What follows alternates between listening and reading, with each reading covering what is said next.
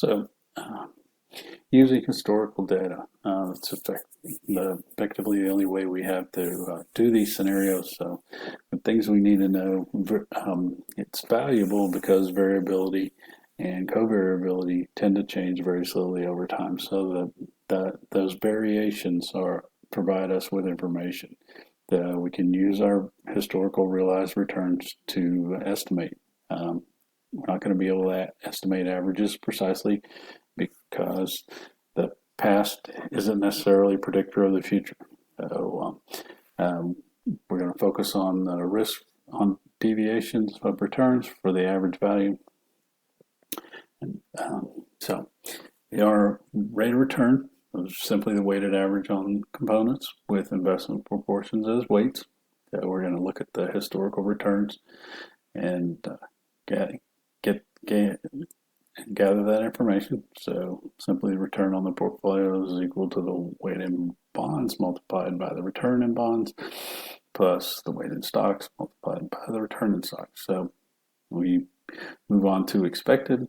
So expected rate of return, weighted average of expected rate of returns on the components with proportions as weights. So expected return on the portfolio looks very much like the prior, except we're using expected here.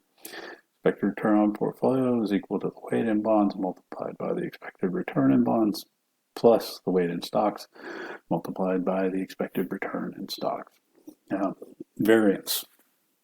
Now, this is an important formula. Variance of portfolio is simply the weight in the weight in bonds multiplied the standard deviation for bonds squared plus weight in stocks multiplied by the standard deviation in stocks squared plus this 2 times the weight in bonds multiplied by the standard deviation in bonds multiplied by the weight in stocks multiplied by the standard deviation for stocks, and we multiply that by the correlation coefficient. Risk return trade-off.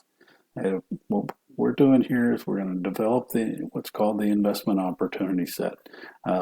Later on, we'll refer to it as the efficient frontier.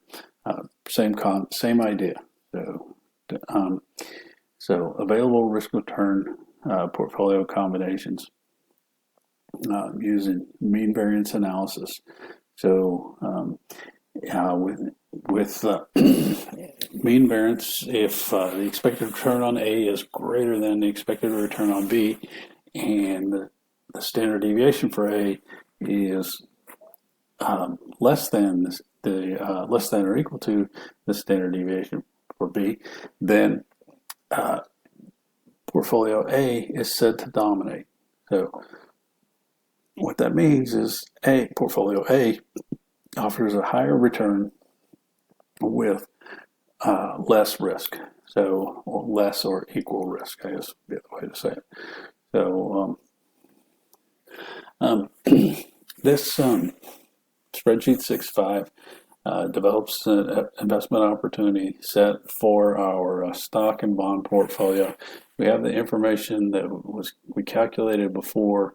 One of the things here is, if you recall, our correlation coefficient was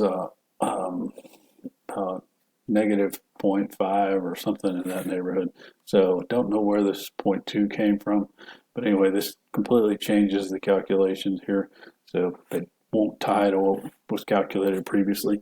So anyway, so we can go from a negative weight in stocks of this, in this case, negative 20%, and then more 120% in bonds. It has to add up to 1, all the way down here to where we have 120% in stock and negative 20%. These represent a borrowing margin type situation.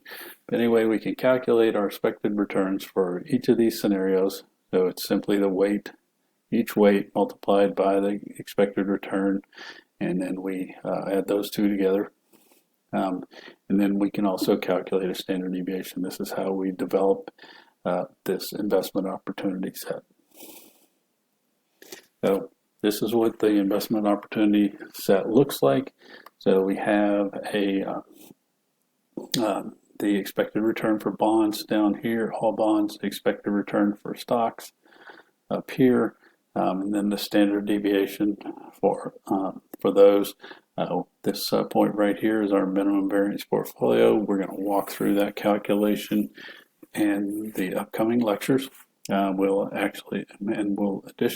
calculate the optimal portfolio.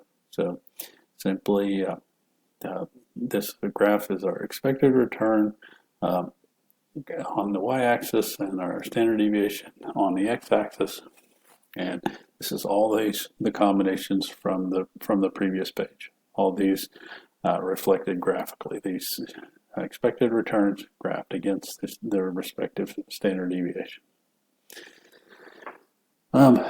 Figure 6.4 shows investment opportunity sets for various correlation coefficients. So again, expected return on the y-axis, standard deviation on the x-axis.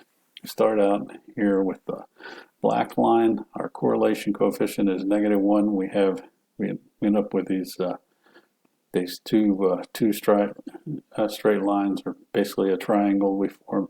So if you had two perfectly negatively correlated portfolios, you would be able to create a portfolio that had a certain expected return with no risk whatsoever.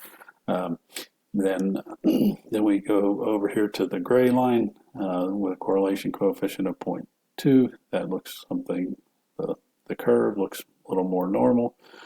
And then 0, a correlation coefficient of 0, this would be the curved line.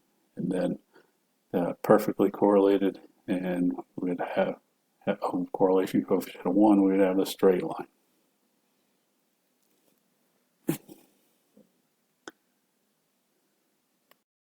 So spreadsheet 6.6 shows opportunity sets for various correlation coefficients. Again, we've got our same two portfolios, bonds and stocks, and same standard deviation.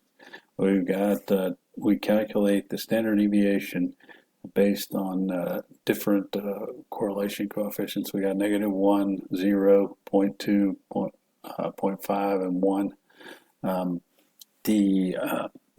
Note on the column B is still the expected return. Those numbers do not change with the correlation coefficient. However, the standard deviation does. So with a negative correlation, perfectly negatively correlated, we can create a portfolio somewhere in the neighborhood of 6.5–7% with a standard deviation of 0.1. Almost that's a tenth of a percent, so it's almost 0.